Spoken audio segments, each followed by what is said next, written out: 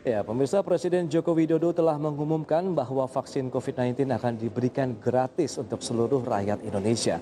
Lantas bagaimana update dari kesiapan pendistribusian vaksin? Berikut laporannya untuk Anda.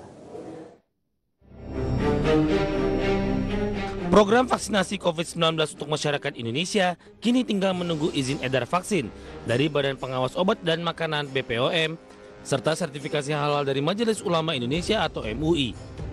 Pada Minggu 6 Desember 2020, sebanyak 1,2 juta dosis vaksin Sinovac telah mendarat di tanah air dan sebanyak 1,8 juta dosis lagi akan menyusul pada akhir tahun 2020 ataupun di awal Januari 2021.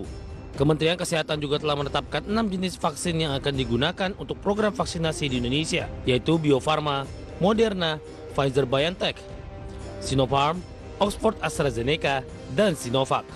Juru bicara vaksinasi COVID-19 dari Kementerian Kesehatan, Siti Nadia Tarmizi, mengatakan vaksin COVID-19 akan diberikan secara gratis kepada masyarakat di fasilitas kesehatan pemerintah, meliputi puskesmas, RSUD, RS Pusat, dan RS BUMN. Nadia menambahkan petunjuk teknis dan regulasi-regulasi terkait pelaksanaan program vaksinasi COVID-19 juga telah disiapkan oleh pemerintah. Bagi sumber Adexchange.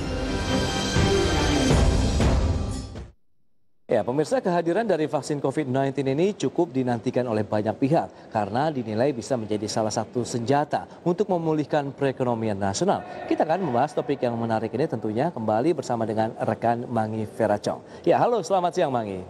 Iya, halo, selamat siang Pras. Ya, nih sebelum kita bicara terkait dengan vaksin, mungkin bisa dijelaskan nih data-data dari Mangi ya mengenai kasus COVID-19 setelah adanya libur Natal kemarin. Iya, baik, terima kasih Pras. Ya pemirsa, pada minggu lalu, tepatnya pada tanggal 24 sampai dengan 25 Desember 2020, masyarakat Indonesia baru saja melewati momen libur Natal yang jika ditotal ini mencapai 4 hari jika digabungkan dengan hari weekend, yaitu pada tanggal 24, 25, 26, dan juga 27 Desember. Dan sebelumnya saya juga ingin mengucapkan selamat Hari Raya Natal kepada para pemirsa yang merayakan. Nah, bicara mengenai libur Natal di minggu lalu, ternyata pemerintah pusat juga sudah mengeluarkan beberapa kebijakan dan juga aturan terkait dengan libur Nataru tersebut, mulai dari larangan berkumpul, kemudian larangan berkerumun, kemudian juga pemerintah telah membatasi jam operasional dari pusat perbelanjaan, mal, restoran, dan juga kafe yang hanya diizinkan buka sampai dengan pukul 7 malam saja. Kemudian pemerintah juga telah memperketat syarat perjalanan jika ingin keluar kota. Contohnya masyarakat sendiri juga harus menyertakan surat keterangan negatif dari hasil rapid test, kemudian rapid antigen, dan juga swab test. Tapi ternyata kebijakan dan aturan yang telah dibuat oleh pemerintah ini tidak menyurutkan niat masyarakat untuk berpergian di momen libur Natal tepatnya pada minggu lalu. Karena menurut data dari Jasa Marga sendiri, sekitar lebih dari 80.000 kendaraan ini melintasi tol Cipali pada tanggal 24 Desember 2020. Kemudian berdasarkan data dari PT KAI sendiri, pada tanggal 23 Desember 2020 terjadi lonjakan penumpang hingga mencapai 40.000 penumpang. Dan ternyata jumlah tersebut juga meningkat 2 kali lipat dibandingkan hari sebelumnya, yaitu tanggal 22 Desember yang hanya sekitar 20.000 penumpang saja. Kemudian melihat kondisi tersebut, dikhawatirkan kedepannya ini akan terulang kembali lonjakan kasus COVID-19 setelah adanya libur di akhir tahun atau libur Nataru. Karena beberapa waktu lalu setelah libur akhir Oktober terjadi lonjakan kasus harian cukup signifikan, bahkan lebih dari 5.000 kasus untuk jumlah penambahan hariannya. Ya, itu dia, memang salah satu kekhawatiran adanya libur panjang oleh pemerintah maupun banyak pihak di Indonesia, adanya penularan baru lagi. Meskipun kita tahu pengetatan sudah dilakukan oleh pemerintah dengan harus mencantumkan bahwa kita sudah melakukan rapid test ataupun swab test dengan hasil yang negatif, tapi kan tidak semua pintu yang bisa dijaga begitu ya oleh pihak kepolisian maupun pihak-pihak terkait dengan adanya COVID-19 di Indonesia. Tapi kalau kita lihat sebenarnya Mangi, berapa jumlah sebenarnya dari penambahan kasus COVID-19 hingga saat ini? Ya, berdasarkan update dari BNPB sendiri, per tanggal 27 Desember 2020 untuk jumlah kasus COVID-19 di Indonesia ini telah mencapai sekitar 713.000 kasus dan terdapat 3 wilayah di Indonesia yang memang penyebaran kasus COVID-19-nya ini cukup tinggi, yaitu DKI Jakarta, dan untuk DKI Jakarta sendiri kasus kumulatifnya ini mencapai 175.000 kasus. Kemudian di posisi kedua ini ada Jawa Timur sekitar 80.000 kasus, dan di posisi ketiga ini ada Jawa Barat sekitar 79.000 kasus. Dan jika diperhatikan Pras dan juga pemirsa, beberapa waktu belakangan ini tepatnya setelah momen di libur akhir Oktober, untuk jumlah kasus hariannya ini selalu meningkat ya, bahkan mencapai 5.000, 6.000, 7.000, bahkan di hari-hari tertentu ini mencapai 8.000 kasus untuk penambahan hariannya. Kemudian ternyata menurut Satgas COVID-19 sendiri, untuk kasus aktif COVID-19 di Indonesia menjelang akhir tahun ini ternyata jumlahnya juga semakin masif ataupun semakin meningkat. Baik, bisa dikatakan memang Pulau Jawa yang mendominasi ya dari adanya penyebaran kembali kasus-kasus positif COVID-19 di Indonesia. Tadi yang seperti Mangi katakan DKI Jakarta, kemudian Jawa Timur dan Jawa Barat. Tapi kalau bisa dijelaskan lebih lanjut lagi nih Mangi, bagaimana dengan kasus aktif COVID-19 di Indonesia? Apakah jumlahnya juga terus bertambah?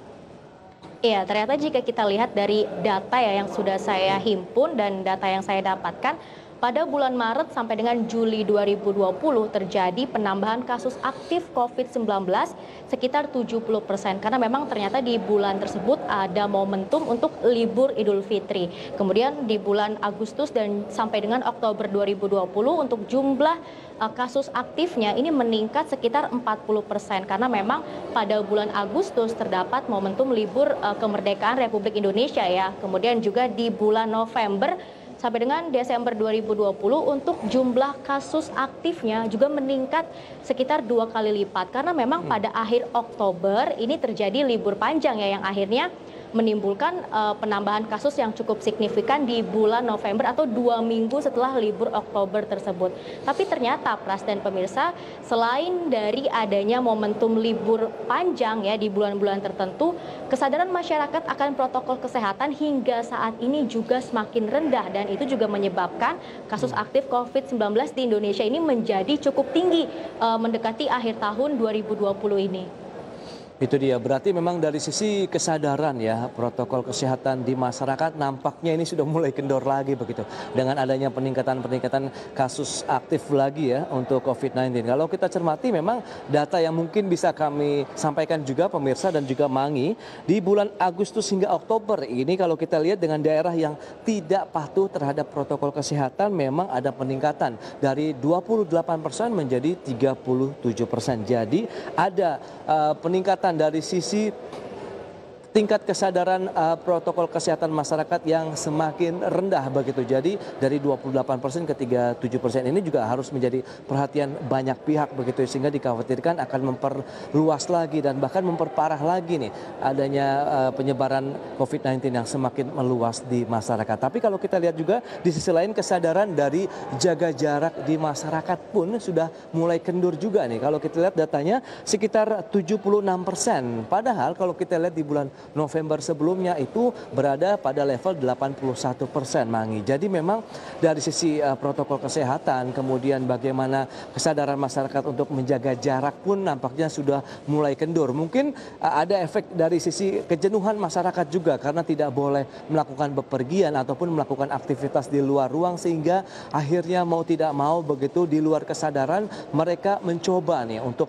bagaimana bisa dikatakan dalam tanda kutip berontak begitu dengan kondisi saat ini. Akhirnya mereka mencoba secara tidak sadar kalau bisa dikatakan begitu, mulailah sedikit ada pelanggaran dari protokol kesehatan yang sudah ditetapkan oleh pemerintah. Padahal kita tahu penyakit ini juga dari sisi penularannya semakin masif karena adanya varian baru ini dari COVID-19 yang berasal dari Inggris, dan ini penyebarannya sudah ke sejumlah negara di wilayah Eropa, ada Swedia, Kanada, begitu bahkan ada beberapa varian baru di Afrika juga yang sudah ditemukan, Mami.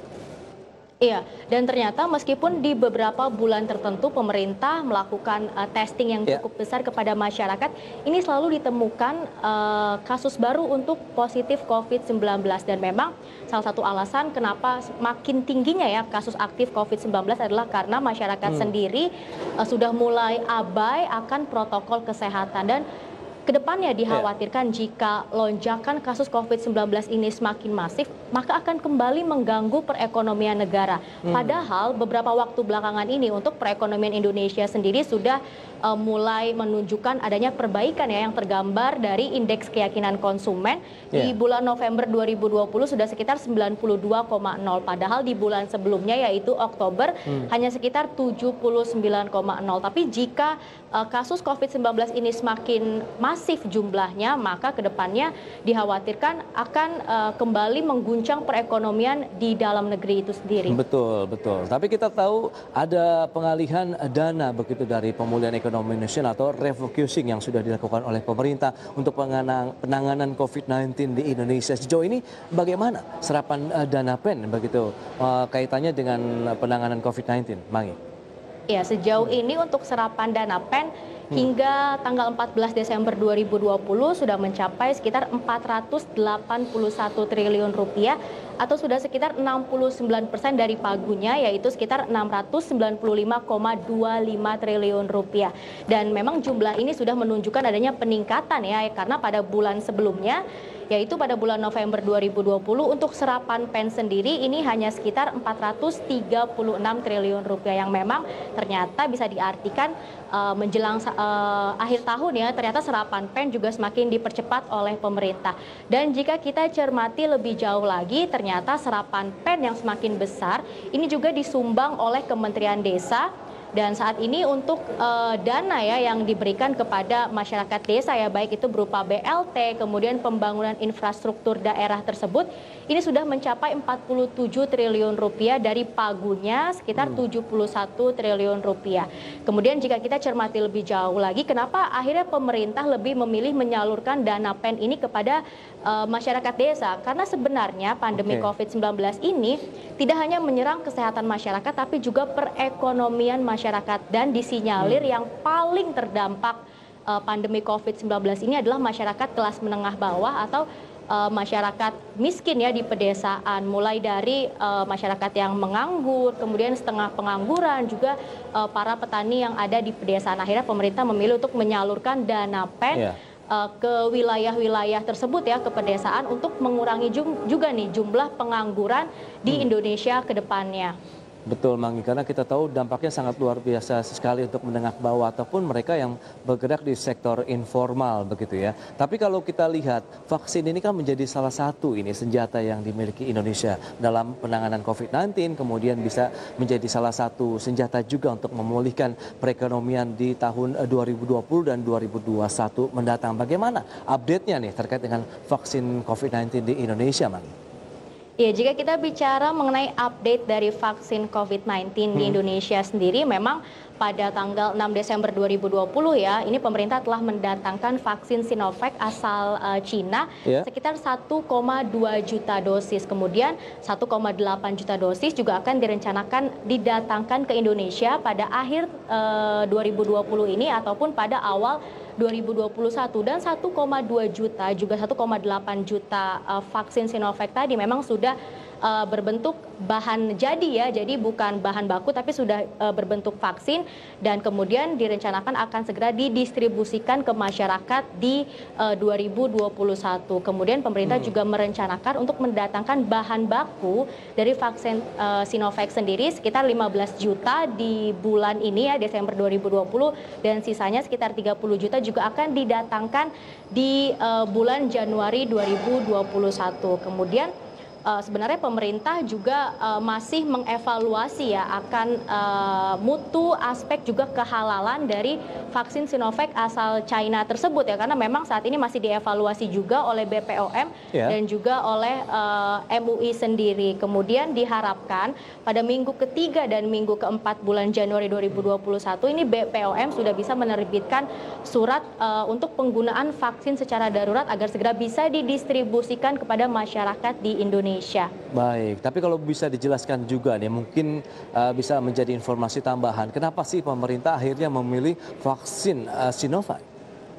Ya, alasan pemerintah kenapa memilih vaksin Sinovac ya untuk didatangkan ke Indonesia karena memang dari harganya juga ternyata ini cukup terjangkau. Dan dari 10 pembanding vaksin lainnya seperti Pfizer, kemudian Sinovac, untuk Sinovac sendiri ini memiliki mutu yang cukup baik dan juga lebih aman ya dan juga cukup cepat. Karena untuk Sinovac sendiri juga telah menjalani uji klinis ya, baik itu praklinis, kemudian tahap 1, tahap 2 dan tahap 3 dan memang untuk tahap 3-nya sendiri juga telah dilaksanakan di Indonesia yaitu di Bandung, Jawa Barat. Kemudian ternyata untuk vaksin Sinovac sendiri teknologi pengembangannya ini juga memiliki kesamaan dengan teknologi pengembang yang dimiliki oleh Bio Farma. Selain itu, nantinya ke depannya pemerintah juga akan menggratiskan vaksin Sinovac ini kepada seluruh masyarakat Indonesia dan akan diberikan di fasilitas layanan kesehatan seperti rumah sakit umum daerah, kemudian rumah sakit BUMN dan juga puskesmas. Namun meskipun digratiskan oleh pemerintah, ini ada beberapa kelompok atau beberapa golongan ya yang akan menjadi prioritas untuk diberikan vaksin COVID-19 untuk Sinovac tersebut. Ya, itu dia memang menjadi salah satu yang ditunggu-tunggu oleh masyarakat begitu bahwa vaksin ini akan segera dilakukan vaksinasinya kepada masyarakat. Memang ada 6 kelompok masyarakat yang diprioritaskan ini untuk mendapatkan vaksinasi pertama. Yang pertama tentunya tadi seperti yang banyak orang bilang pasti yang dibutuhkan adalah tenaga medis. Kemudian ini ada anggota TNI Polri. Ini jumlahnya kalau kita cermati itu sekitar 3,4 juta orang yang akan mendapatkan prioritas pertama. Jadi tenaga medis, kemudian TNI Polri. Kemudian dari kelompok berikutnya kita lihat ada tokoh agama, jumlahnya mencapai 5,6 juta, kemudian tenaga pendidik sekitar 4 juta jiwa dan aparatur pemerintah berjumlah 2 juta jiwa.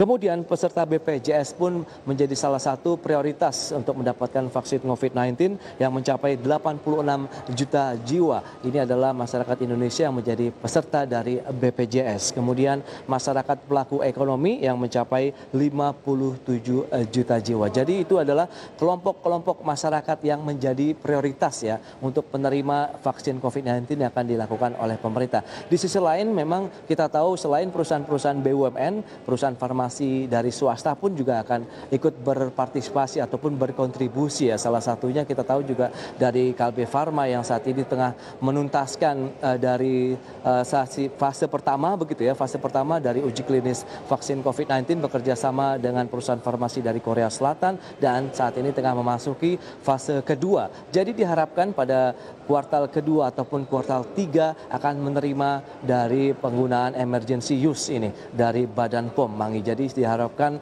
akan saling bahu-membahu dari pihak BUMN maupun perusahaan-perusahaan farmasi swasta begitu untuk bagaimana menangani secara tuntas dan masif ya untuk COVID-19 di Indonesia paling tidak di tahun 2021 mendatang. Ya, dan ternyata untuk mendatangkan vaksin di Indonesia sendiri, pemerintah juga telah menyiapkan anggaran sekitar 73 triliun rupiah. Karena rencana pemerintah ke depannya ini tidak hanya Sinovac saja yang akan didatangkan ke Indonesia, tapi juga ada 5 jenis vaksin lainnya ya, diantaranya itu ada Pfizer, kemudian AstraZeneca, dan juga Sinovac itu sendiri. Kemudian ternyata untuk vaksin Sinovac sendiri juga tidak hanya dibeli oleh Indonesia saja, tapi ada juga nih beberapa negara lainnya yang juga telah membeli vaksin asal Cina tersebut, yaitu antara lain ada Turki, Brazil, dan juga Chili. Baik, memang banyak sekali ya kalau kita lihat beberapa negara yang sudah mulai melakukan uji coba. Bahkan kita lihat di sejumlah negara maju pun sudah menerbitkan emergency use ya, yang karena memang adanya perkembangan vaksin ataupun COVID-19 yang justru semakin meluas seperti di Amerika Serikat, Inggris, dan sejumlah negara Eropa lainnya. Tapi kalau kita lihat juga dari pengaruh vaksin terhadap pemulihan ekonomi ini sejauh mana dampaknya dan pengaruhnya, Mangi? Ya, jika ditanya seberapa efektif ya pengaruh adanya vaksin untuk satu negara untuk memulihkan ekonomi sendiri, ternyata kita lihat dulu nih dari negara maju, ternyata juga seperti Amerika Serikat, kemudian Uni Eropa, Jepang juga sudah melakukan pembelian atau telah melakukan stok vaksin yang melebihi populasi masyarakat di negara tersebut. Dan menurut pernyataan ya atau data yang dilakukan atau research yang dilakukan oleh Citi Research sendiri, untuk negara maju ini sekitar di 2021 akan mengalami perbaikan ekonomi sekitar 1,2%. Kemudian di tahun 2022 juga akan mengalami perbaikan ekonomi yang semakin meningkat, yaitu jumlahnya mencapai 3,9% untuk pertumbuhan ekonominya. Dan untuk negara berkembang seperti Indonesia di 2021 diproyeksikan akan mengalami pertumbuhan ekonomi sekitar 0,1%, dan di 2022 pertumbuhan ekonominya diproyeksikan sebesar 2%. Nah, kenapa nih untuk negara berkembang sendiri ini agak lebih lambat dibandingkan negara maju? Karena disinyalir untuk mendapatkan vaksin bagi negara berkembang sendiri ini memang agak sedikit lebih lambat dibandingkan negara-negara maju lainnya ya, seperti Uni Eropa, kemudian tadi ada Jepang, dan juga untuk Amerika sendiri. Dan sebenarnya fungsi dari vaksin ini sendiri kan adalah untuk membentuk herd immunity ya bagi masyarakat yang memang disuntikan vaksin tersebut. Dan jika memang herd immunity-nya sudah terbentuk, maka masyarakat akan bisa kembali melakukan aktivitas secara normal, dan perekonomian ke depannya juga bisa kembali membaik lagi di tahun-tahun berikutnya. Namun yang perlu diperhatikan oleh pemerintah, karena pendistribusian vaksin ini masih panjang prosesnya ya. Mulai dari harus menyiapkan infrastrukturnya, karena vaksin ini didistribusikan harus dalam suhu ruangan yang cukup dingin ya, yaitu sekitar 2 derajat sampai dengan 8 derajat, yang artinya memang membutuhkan cold chain. Kemudian juga harus menyiapkan tenaga medis atau tenaga kesehatannya untuk kemudian disosialisasikan kepada masyarakat tentang pentingnya penyuntikan vaksin untuk mencegah penyebaran COVID-19 di Indonesia. Dan harapannya ke depannya jika memang vaksin ini sudah bisa didistribusikan kepada masyarakat, bisa segera memulihkan kesehatan masyarakat ya, dan juga dapat memulihkan kembali perekonomian Indonesia. Baik, Mangi, terima kasih atas laporan yang sudah diberikan. Ini menarik memang. Semoga ini menjadi hasil yang bisa dikatakan happy ending untuk penanganan COVID-19 di Indonesia, dengan semua pihak bahu-membahu untuk mengatasi penyebaran ataupun pandemi COVID-19 di Indonesia. Mangi, terima kasih atas data-data yang sudah disampaikan. Selamat melanjutkan aktivitas Mangi kembali. Terima kasih, Pras. Baik pemirsa, di segmen berikutnya kami akan hadir tentunya dengan infografik bagaimana COVID-19 ini menjadi salah satu harapan untuk pemulihan ekonomi Indonesia di tahun 2021 mendatang. Kami akan membahasnya dalam infografis di segmen berikutnya.